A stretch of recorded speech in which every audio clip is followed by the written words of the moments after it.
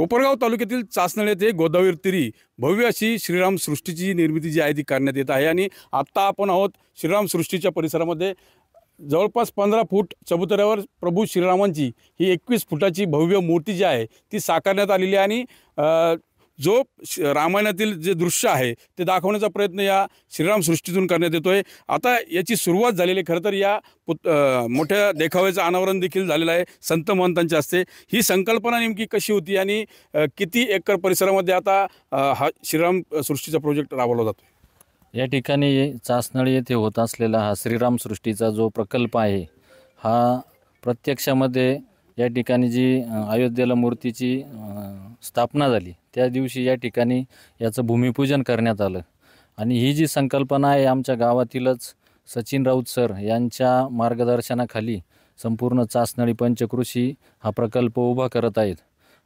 हा जो प्रकल्प आहे हा संपूर्ण 20 एकरामध्ये आहे। आणि या 20 एकरामध्ये श्रीरामांनी जो मारीचवध केलेला आहे हा पहिला देखावा आम्ही आता सध्या या ठिकाणी पर्यटकांसाठी खुला केलेला आहे। यामध्ये असे एकूण 42 शिल्प आहे।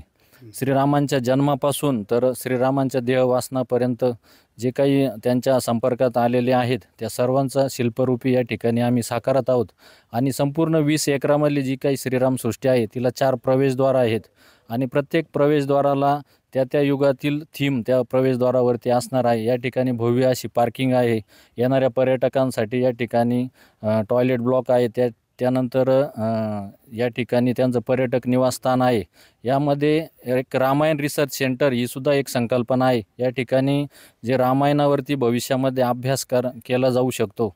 या ठिकाणी PhD साठी पर्यटक येऊ शकतात। आणि त्याच पद्धतीने 2 मेडिटेशन सेंटर पण आहेत। आणि या ठिकाणी ज्या ठिकाणी आपण नदीमध्ये बघतोय काय त्या ठिकाणी 51 फुटाचे शंकर आणि पार्वतीचे नदी पात्रामध्ये स्टॅच्यू आहे 2। आणि अशी ही सर्व श्रीराम सृष्टी या ठिकाणी साकारत आहोत जेणेकरून हे एक धार्मिक पर्यटन या ठिकाणी व्हावा ही सर्व ग्रामस्थांची एक इच्छा आहे। याचा खर्च मोठा आहे, मग कशा पद्धतीने राज्य सरकारकडून सहकार्य मिळालं आहे आणि लोकसहभाग देखील कसा मिळाला? या ठिकाणी एक सर्व ग्रामस्थांनी ग्रामसभा घेऊन या ठिकाणी प्रत्येकाने 1000 रुपये एकराप्रमाणे अशी सुरुवातीला लोकवर्गणी जमा केली। आणि त्याचा प्रतिसाद बघता तर 1000 रुपयापेक्षाही जास्त लोकांनी पैसे दिले। आणि अशी चासनळी आणि चासनळीच्या पंचकृषीतील लोकांकडून लोकवर्गणी जी आहे ती 35 लाख रुपये सुरुवातीला या ठिकाणी जमा झाली।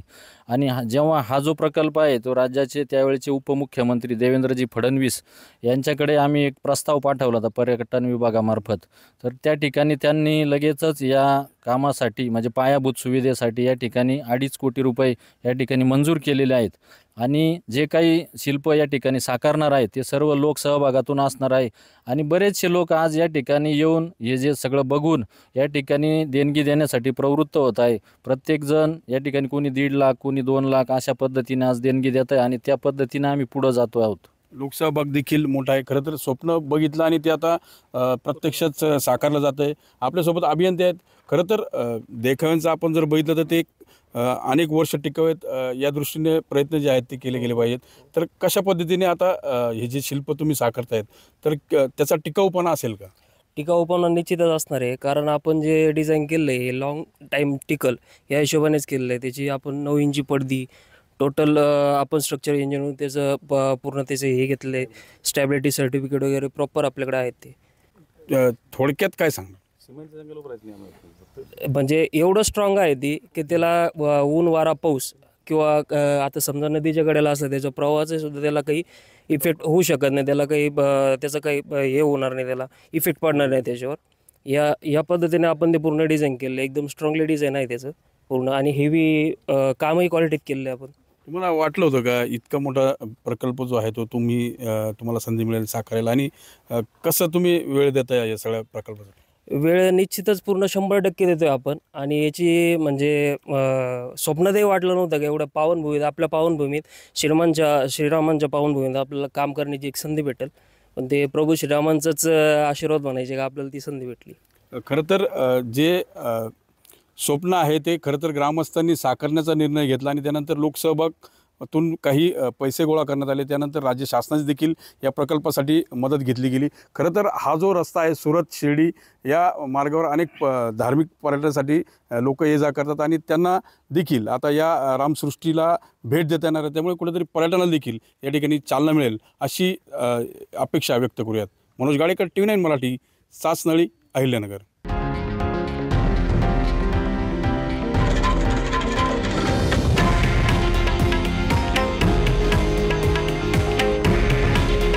हे आहे देशातील नंबर 1 न्यूज नेटवर्क आणि आपण पाहत आहात TV9 मराठी. काळजी तुमची, हित महाराष्ट्राचं.